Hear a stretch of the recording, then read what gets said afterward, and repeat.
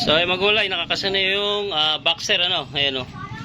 Ayan po ang tindig ano. So ayan, dali rin. Kanina hindi maintindihan kung paano naikasa ko rin na maayos, ayan o.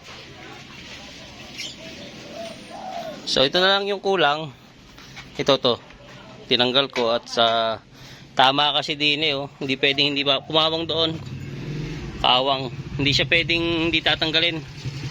Kasi untog ang manubela, pag hindi mo tinanggal siya sa lapat niya, hindi mo maililiko ang manubela. Tatama talaga kung sa dati. Tsaka ito tong ilaw kung iano natin sa dati, kaya ako binaklas. Talagang walang mapagagawa. Hindi pwedeng hindi itatapat itong kwan.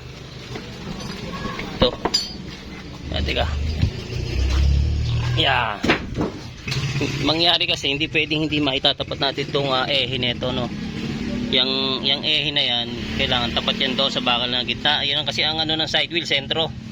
Yung na yan, kaya kailangan nakagitna no. So okay na, naituktong ko na ulit dito yung gitna.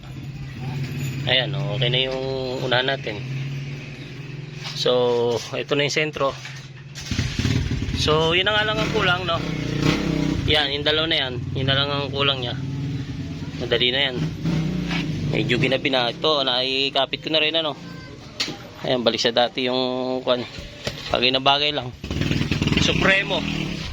Kanina Supremo ang nakaano diyan. Nung binaklas nila yung sa sidecar na yan. Ngayon ay boxer na.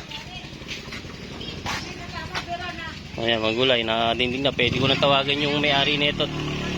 Higkapi niya na. So nag-umpisa ako dito kanina alas 2 no. Alas 2 ng hapon no. Alas 5 na ng hapon. So yun, may gitna dali ko rin. Yun na lang kulang. In-update ko na kasi gagabi, hindi dilim, hindi natin mag-video ng ayos ano. Ayan, so dito muna. Thank you for watching at ipapipick up ko na ito sa may-ari. Yun na lang naman, dalawang welding na lang kulang So ayan, thank you for watching. Bye bye.